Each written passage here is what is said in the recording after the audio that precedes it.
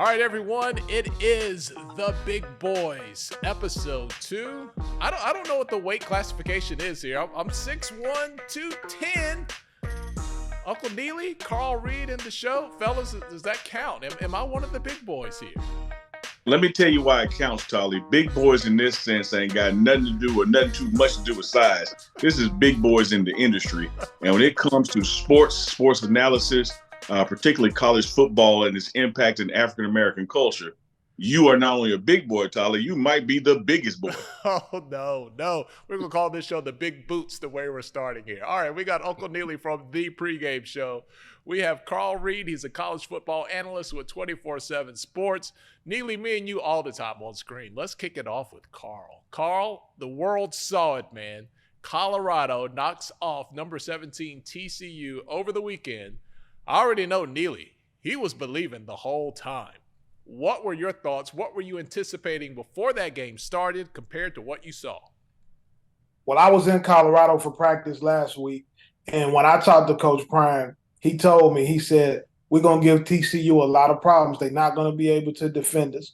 They were hoping that the defense held, which they did, but you're talking 4 receivers over 100 yards receiving. You're talking about Shedeur Sanders going for 37 for 48, 510 passing yards, 4 touchdowns. They played exactly the way Coach Prime has been telling me for the last several weeks they were going to play, with the way they ran their offense, opportunistic defense, and Travis Hunter, a man amongst men with the way he played the football game. That was not a surprise for me, but just like Neely, we spent a lot of time around the program, so we got an insider's view on how everything was going to go.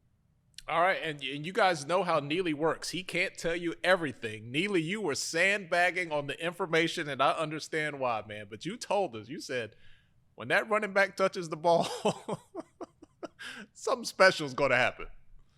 Yes, sir, man. I really think that of all the things I could have divulged that may have tipped the scales for a competitive advantage, I knew the one thing that I could divulge that was just going to be unstoppable, and that was Dylan Edwards. You know, I even had people in the comments on some of our live shows saying, oh, man, you're telling too much about the kid. They're going to be focused and keyed on him. And my reply was, you can't stop him. I can tell you where he's going to be, tell you what he's going to do, and you can't stop him because it is just unmatchable speed. You know, he can come out of the backfield for a check down pass. You can line him up at slot. There's not a linebacker that's going to keep up with him, and not a DB that's going to catch him from behind should he get to that level.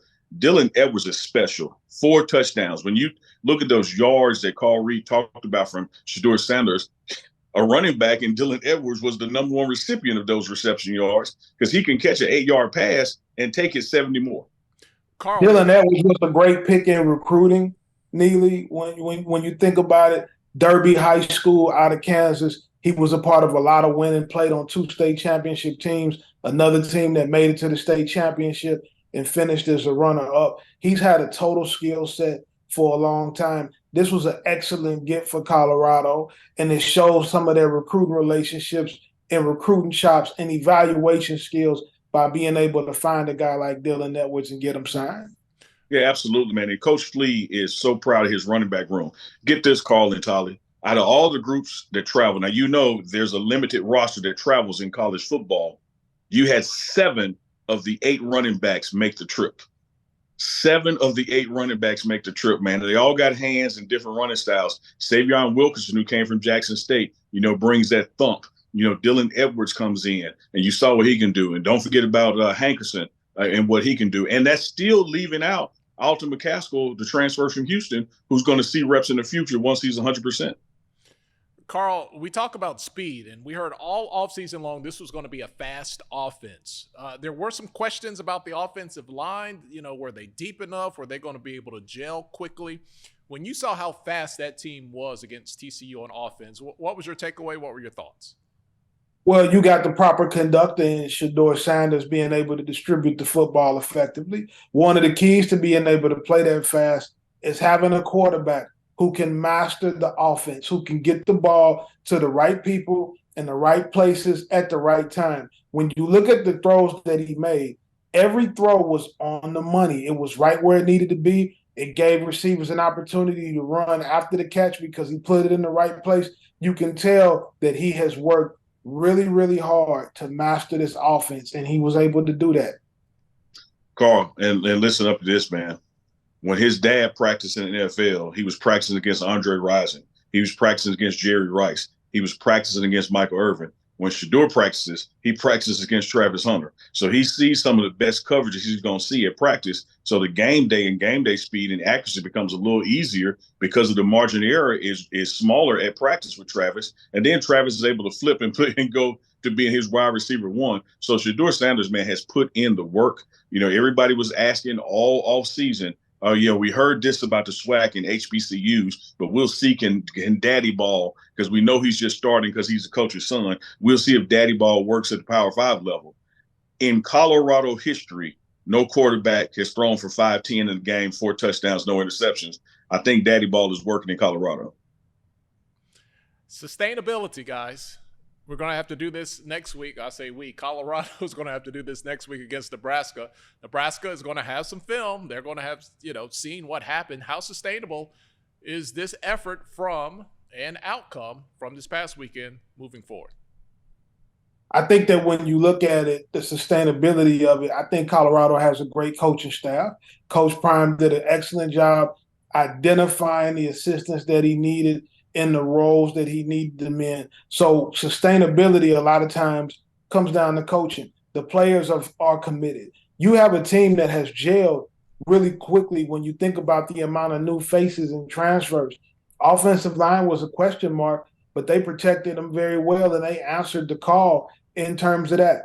As you play football week in and week out, there's going to be film, there's going to be tendencies, but that also plays out on both sides of the coin as well. So it's going to be interesting to see this team continue to grow and progress over the course of the season, but I like their chances. Yeah, Carl, I'll take that back half of what you mentioned.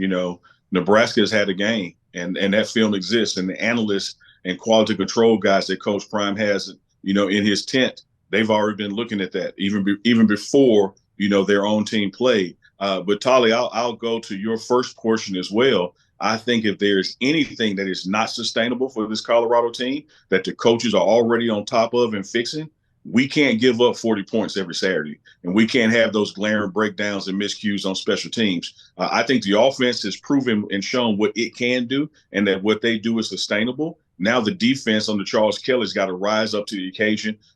I may be wrong on this. I know 0 sacks, but I don't think that D-line had a tackle for loss, a tackle on the other side of the line of scrimmage. And that's something that they're going to focus on, getting to the quarterback, stopping the run, because the errors on special teams and giving up big runs is what kept TCU in the game. And you can't do that for the next 10, 11 weeks in college football. This is the Big Boys. We got Uncle Neely from the pregame show. We got Carl Reed. He's a college football analyst for 24/7 Sports. Hey, Carl, we look at the box score for Travis Hunter. If you watched the game, you saw the impact. But when you look, it's so hard for cornerbacks because everything you do does not show up in the stat sheet. The amount of, your ability to really shut down that side of the field. How impactful was what he did defensively in that game? Never mind the stat sheet. For what you saw with your eyes, how big of an impact was he defensively? Well, he made it very hard for them to challenge that side of the field. And you saw what happened when they did challenge it with the big interception down the stretch. And you think that you can attack him because he might be tired from the load that he also plays on offense. But he was able to step up in a major way. He graded out very high in terms of PFF performance. When you're talking about the way that they grade defenders on their performances from week to week, I believe he was in the top 5.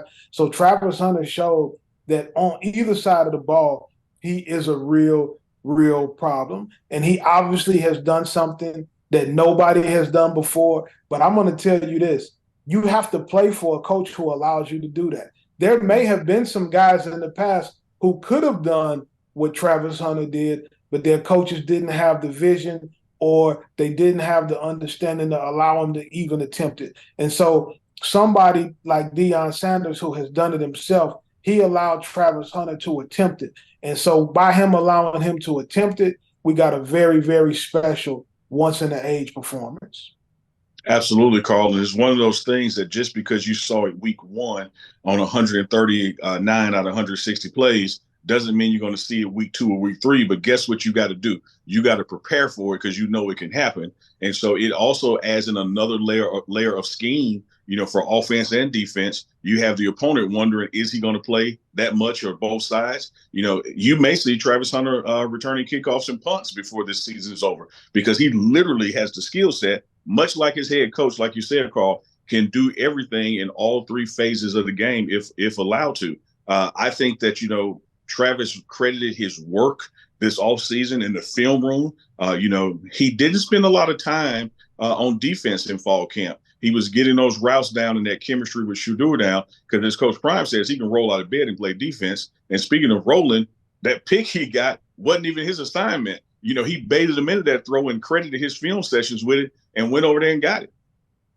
What's crazy, when I was there for spring practice, I didn't see him taking any defensive reps.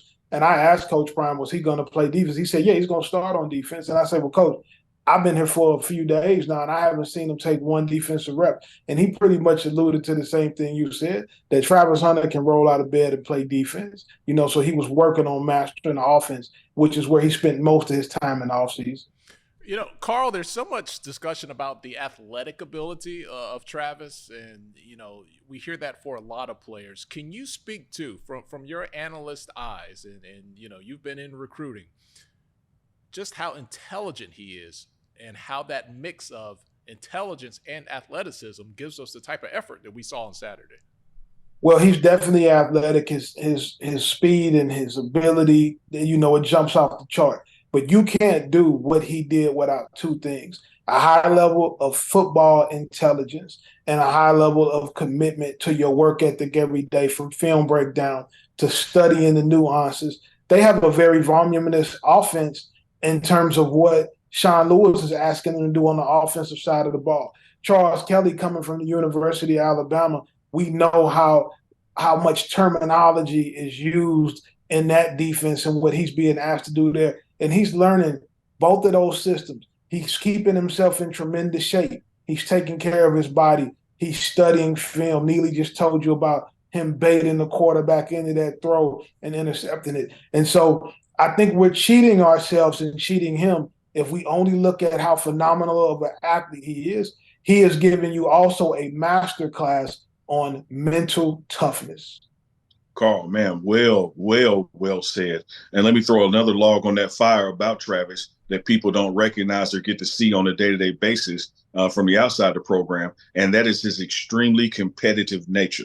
He does not want to be that guy that loses a matchup. He doesn't want to be that guy that lets Shedeur down on a route. It's 2 things for sure that Travis Hunter don't play about in a competition regard, and that's his football performance and out there catching bass. He is going to compete and not let up. He wants to be out there every play, and he wants to win and dominate every play, which is why he spends so much time in that film room and in the weight room now and everything it takes to perform, because he don't want you to get the best of him, not one time, much like Coach Prime was. Guys, we saw the outcome on the field. That is one thing. That there is that score. There's a couple of other scores to look at. The exposure score. Carl, you study, not only, football on the field, but the business of sports. If you had to put a rough number on what this weekend did in terms of exposure, and if you could put a valuation on that, like if you tried to buy that exposure that you got this weekend, what type of rough value do you think that is? It will cost you hundreds of millions of dollars for, what they were able to receive. Number one, you won a football game, and it's so hard to win. People don't understand how hard it is. Number two, you show recruits all over the country. You give yourself a recruiting advantage. When you play in games like that with those kind of eyeballs on the game, you also inspired a lot of coaches. I probably heard from at least 50 African-American coaches over the course of that game, guys that were getting ready to kick off in a couple hours for their own games that were inspired by the performance that they saw Colorado have. Everybody in the country who had an interest in football was tuned in yesterday. So I really don't think you can put a price on what happened yesterday. Yeah, it would be astronomical, man. It would be one that a check most, if not any institution could write, no matter how many boosters they have. But let's look at it specifically from a Colorado lens. Had the opportunity to talk to Rick George in the locker room, and I said, AD, what does this mean to you? And he said, look, this is why we did it. This is why we did the deal, because he understands even before the TCU victory, when you look at the record pace that season tickets were sold, when you look at the 700% in merchandise this year so far, when only behind Georgia, who won the national championship in merchandise so far, when you look at the spring game, had the record for the highest number of merchandise bought in the team store, no matter when the game, the week in the history of the school. And they were doing all of that before football was played. Now we got a game and you're on national TV, for the kickoff for Fox Sports for college football. So no other eyes are on, but right there at that time, and you win the victory. And Carl, you touched on some of the recruits. TCU had their recruits there on the visit for that weekend. And so they were there along the sidelines and they were enamored with Coach Prime and his players. So it kind of backfired on them because, they were believing in Vegas. They were supposed to win by 21. So let's bring everybody in and let them see us whoop up on Colorado and Coach Prime. And it backfired. And now we're going to be playing in Texas multiple times a year, across seasons. So what it means for recruitment, what it means for exposure, and thereby enrollment to the school, you cannot put a price on, man. It was an all-around win-win-win. And especially as Carl closed out with that, for the culture, man. Look at how many black coaches out there. And I loved your tweet, Carl. I know we're going to get to it, but look at how many coaches now can have an opportunity from ADs and from chancellors and from these folks who make decisions on these boards of regents of who to hire. Now people know we got to open this thing up, man, and give some black coaches a chance. Well, Neely, with the handoff, I'll just run with the ball here. Here's what Carl Reed tweeted yesterday. Deion Sanders showed athletic departments across the country today that it is okay to hire a black man as a head coach and allow him to be himself, whereas before black coaches had to fit a certain mold. Now administrations are going to see winning and green, when before they could only see black and white. Carl, very eloquent, straight to the point there. What really motivated you to put that out there, Carl? Well, over the course of the game, I had multiple, and when I say multiple, I mean over 50 black coaches who contacted me while the game was going on. This was before it was even official that Colorado had won the game in terms of what Deion is doing for the culture. Typically, when a black coach is hired, they do have to fit into a certain mold, a certain look. They have to talk a certain way. Deion has been able to go to Colorado and be his authentic self, which is hard for people to be able to do when they get into positions like that. And I think that what you see when you see Deion and you see the way the recruits respond to him, the way the media responds to him, it has to make some administration see, is this the way to go? Football is not what it used to be. The transfer portal is here. NIL is here. Guys that are holding on to the old way of doing things where the coach had total control over every aspect of the player's life, those days are over. And a lot of those coaches are getting out of the game. The next wave of coaches is going to be guys who can adjust to NIL, who can adjust to the transfer portal, who can adjust to mental health and the way they deal with their players and the way they communicate with them, can adjust to the fact that social media is a huge thing that is important to players. And a lot of people that have those backgrounds are also going to be African-American coaches. And so I think it positions people an opportunity to give some of the African-American coaches an opportunity. Tonight, LSU plays Florida State, and two of the top African-American coaches in the country, Brad Davis at LSU, Alex Atkins at Florida State, both offensive line coaches. Atkins is also the offensive coordinator for Florida State. They should be at the top of the list in the future. And so eyes are going to be on them, and it is a credible opportunity that Deion has shined a light on it.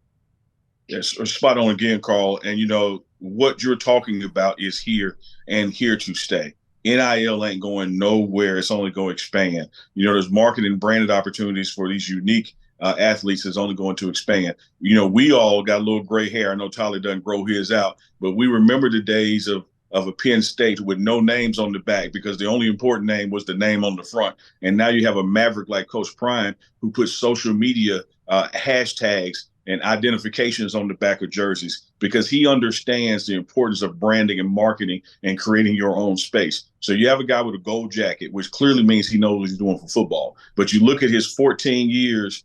You look at his 14 years in broadcasting with the NFL Network. He understands the media. You look at his marketing savvy, KFC commercials, almond commercials. I mean, you name it, he's doing it. Why would you go play for someone else, anyone else, when that's the new wave of college football that's here to stay? And when you talk about their recruitment phase, keep in mind, Carl and Tolly, that in this era of college football, each year you got to recruit your own players back.